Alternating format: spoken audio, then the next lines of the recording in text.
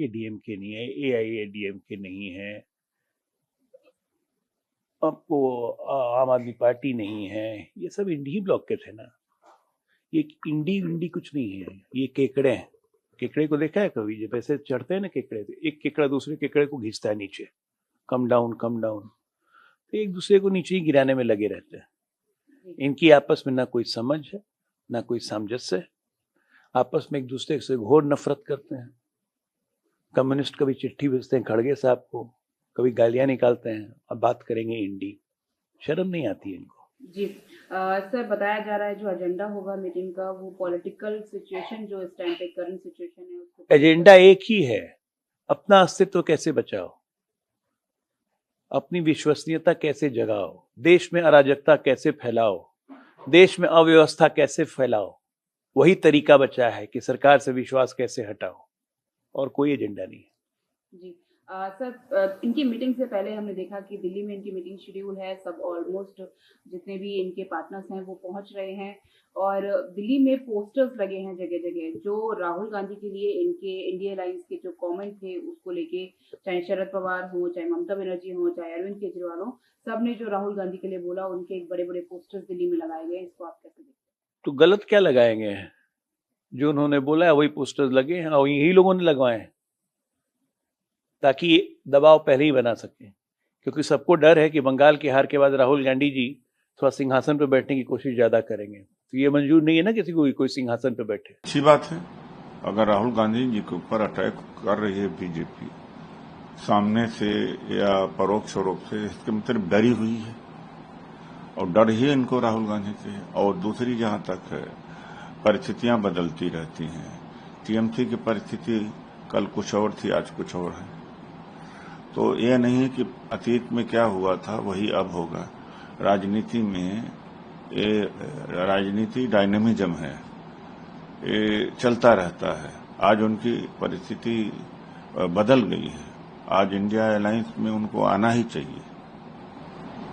Sir, इसके अलावा कैसे देखते हैं ममता बनर्जी की पार्टी में भी पूरा संग्राम छिड़ा हुआ है, और तमाम जो नेता हैं जो बीजेपी के रिबेलियन, माफ कीजिएगा टीएमसी के रिबेलियंस हैं, वो ये कह रहे हैं कि 61 एमएलए हमारे साथ कैंप में हैं, जो ऋतुव्रत बनर्जी हैं कि फ्लोर टेस्ट हो जाए, सामने आए, चीजें सामने आ जाएंगी। किस तरीके से?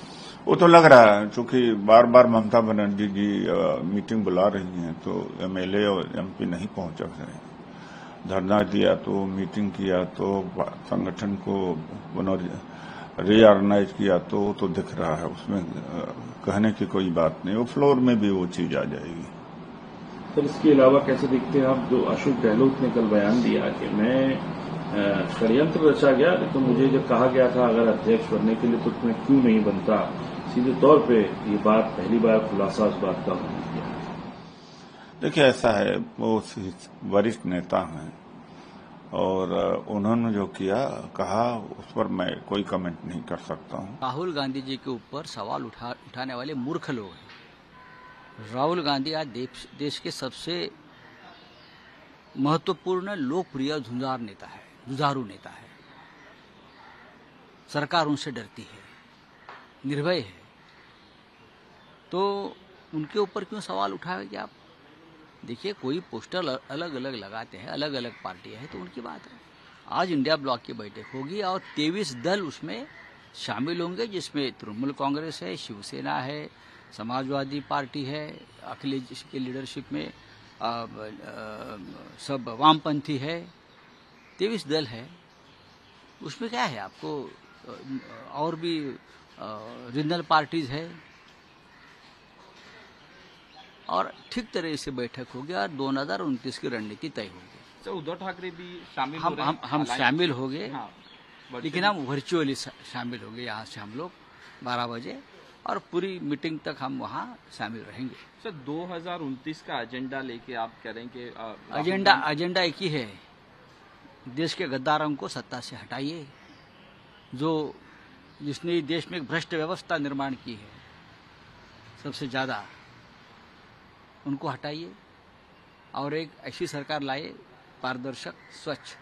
सर, आपने कहा कि उद्धव ठाकरे की भूमिका है कि चुनाव से पहले प्रधानमंत्री का चेहरा सामने आना बार बार एक भूमिका रही है। जब हम चुनाव में जाते हैं, चाहे किसी स्टेट में या देश में, तो एक चेहरा लेकर जाना चाहिए। विदाउट फेस हम चुनाव कैसे लड़ेंगे? तो इस देश का प्रधानमंत्री कौन होगा, हमारा इंडिया अलायंस का, तय होना तो चाहिए। डीएमके और टीवीके के बारे में आपने कहा कि टीवीके को भी अलायंस में आना चाहिए। एक राज्य में एक से ज्यादा अलायंस में लोग आ सकते हैं। जैसे आंध्र में जगन की पार्टी भी एनडीए में है और तेलुगु देशम भी एनडीए में है ना, तो हो सकता है ना, अच्छी बात है। राज ठाकरे पे बात हो रही है कि राज ठाकरे भी इंडिया ब्लॉक्स में, अगर उनकी इच्छा है तो जरूर हम इंडिया ब्लॉक के बड़े नेताओं के साथ बात करेंगे।